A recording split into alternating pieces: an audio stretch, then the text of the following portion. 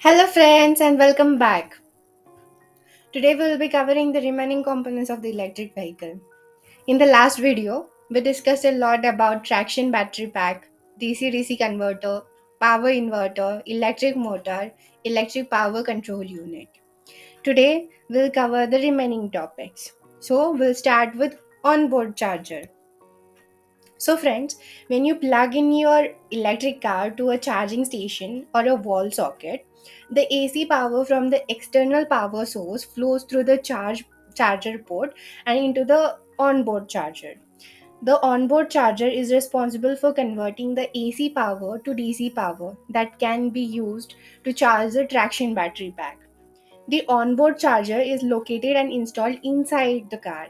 It monitors various battery characteristics such as temperature and charging level to ensure that the battery is charged safely and efficiently. And it controls the current flowing inside the charging battery pack also. The onboard charger is designed to convert or to work with a range of charging voltages and currents, allowing you to charge your electric car from a variety of sources, such as a home charging station or a public charging station. The charging time will depend on the capacity of the onboard charger and the charging source. Next is controller.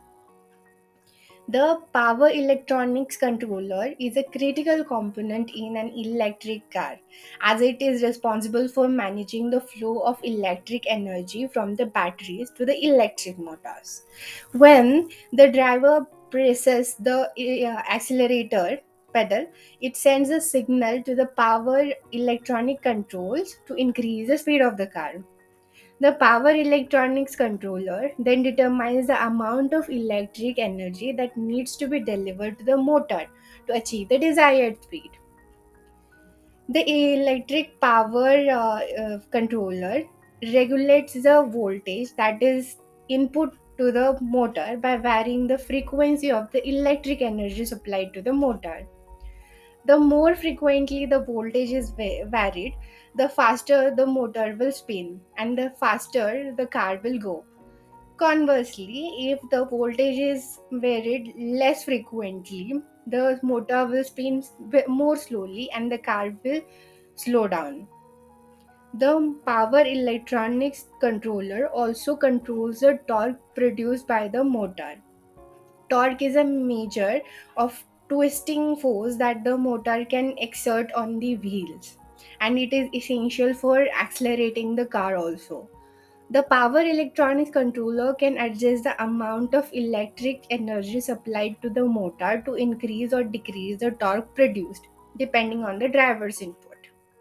Overall, it is the brain of the electric car, determining how much electric energy to deliver to the motor to achieve the driver's desired speed and torque. Now we'll move on to the auxiliary batteries. Auxiliary batteries are secondary batteries in electric vehicles that provide power to the vehicle's accessories and systems such as light, air conditioning, and entertainment system. In the absence of the main battery, the auxiliary batteries will continue to charge the car. It prevents the voltage drop produced during the engine start from affecting the electric system. For example, during startup, the auxiliary battery can provide the initial power to start the engine and prevent the voltage drop that could affect the electric system.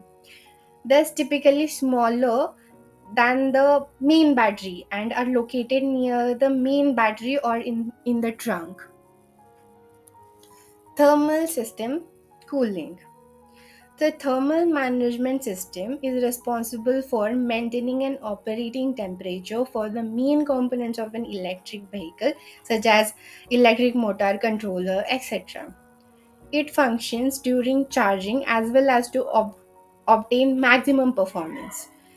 The system works by using a combination of thermoelectric cooling, forced cooling, and liquid cooling to regulate the temperature of the components. For example, the electric motor and power electronics may be cooled by liquid coolant, that circulates through a network of channels within the components.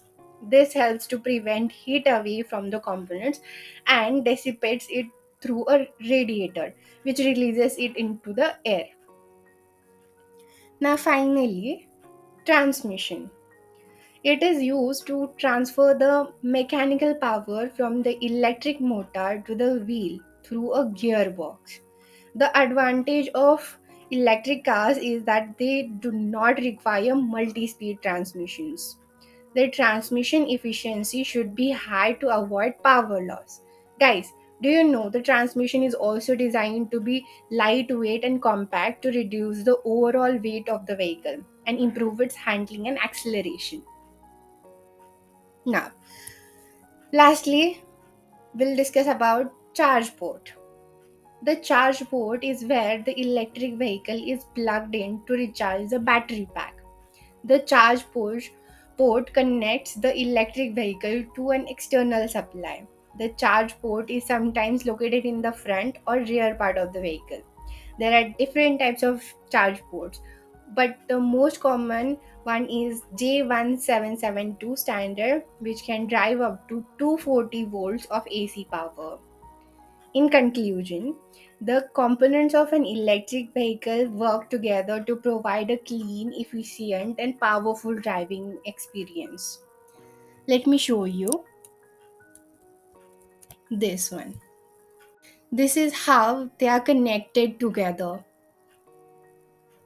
DC motor, power inverter, then it is forwarded to the electric motor. It is further connected to the power control unit.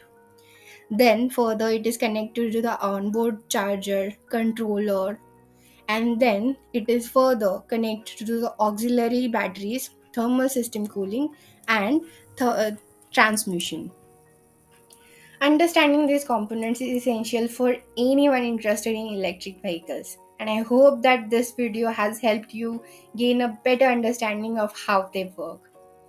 And if you find this video helpful or informative, please give it a thumbs up and share it with your friends. Thanks for watching.